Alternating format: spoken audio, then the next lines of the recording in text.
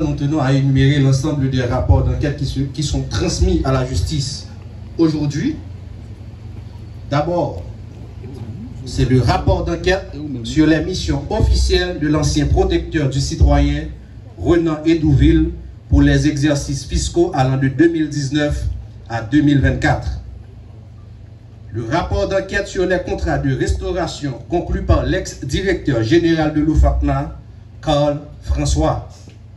Rapport d'enquête sur des suspicions de corruption dans la production des passeports au sein de la direction de l'immigration et de l'émigration pour la période allant de septembre à décembre 2024, qui concerne particulièrement l'ancien directeur Stéphane Vincent.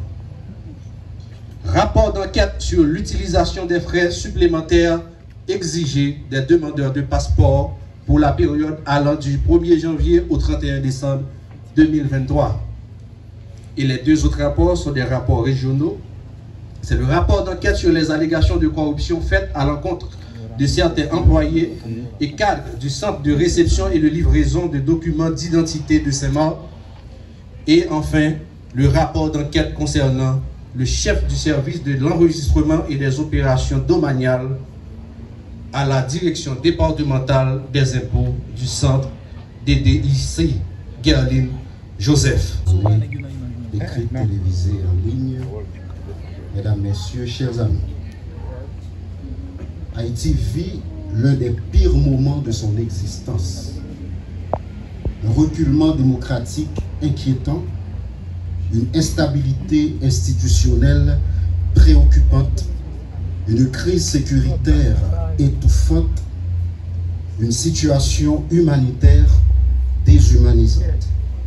Nos enfants, nos jeunes, nos filles, nos femmes sont tués, violentés, humiliés.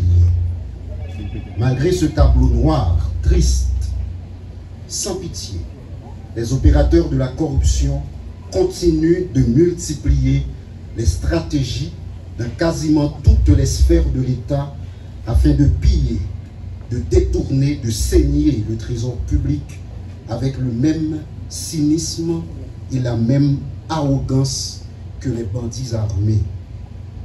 Que ceci soit clair, de notre lieu à l'UNCC, nous ne faisons aucune différence entre ceux qui nous terrorisent, qui assassinent la population civile et ceux qui nous volent et qui s'enrichissent illicitement. Aujourd'hui encore, l'unité de lutte contre la corruption, cet organisme transformé et vivifié, assumant avec courage et impartialité son rôle, droit dans ses bottes en tant maître et comme de fait, mais devant leurs responsabilités des agents publics, des hauts fonctionnaires qui ont porté atteinte à la probité, à l'éthique, en commettant sciemment des actes de corruption. 6 rapports d'enquête dont les résumés exécutifs sont rendus publics aujourd'hui vont être remis au commissaire du gouvernement.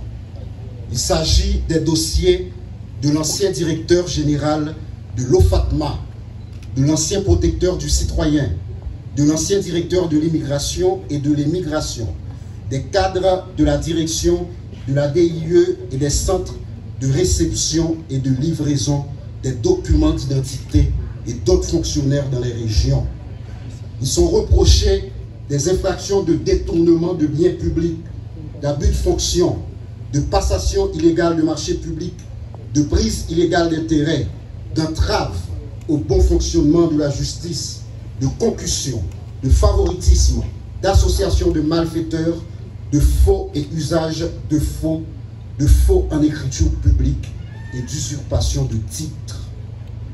Ces faits graves qui contreviennent aux valeurs sociales protégées ont été minutieusement documentés par nos enquêteurs aguerris, professionnels et compétents. Je voudrais à cette phase saluer le sens de l'engagement, le patriotisme, la résilience et la solidarité de ces hommes et femmes de l'ombre qui réalisent sous ma direction ce travail historique. Nous sommes en train de donner un autre espoir à ce pays.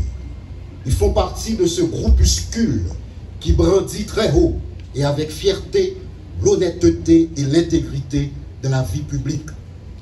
De tels résultats, par ailleurs, ne sauraient être possibles sans le soutien combien précieux de nos partenaires techniques et financiers, notamment l'ONUDC. Leurs experts forment régulièrement nos enquêteurs qui sont plus que jamais mieux outillés pour conduire cette lutte acharnée. Je veux les remercier en ce sens. Par ailleurs, l'UNCC veut saluer dans ce contexte très difficile les récents efforts de la justice dans certains dossiers de corruption qui tendent à lancer des signaux clairs de l'existence de magistrats qui ne s'alignent pas dans cette tendance générale de banalisation, de normalisation et d'institutionnalisation des actes de corruption. Il est plus que jamais nécessaire que ce bras technique mais autonome que nous sommes pour la justice, qui doit certainement rester indépendante, soit plus sollicité, car ce domaine est complexe et spécialisé. C'est d'ailleurs en cette compréhension que l'État haïtien a créé l'unité de lutte contre la corruption. Par ailleurs, je note avec espoir la publication récente du décret portant création du pôle judiciaire spécialisé qui traitera des crimes financiers. Je porte aussi l'espoir que ce pôle sera rapidement rendu opérationnel et doté de ressources suffisantes et de magistrats compétents spécialisés en la matière et notamment reconnus pour leur intégrité et leur impartialité.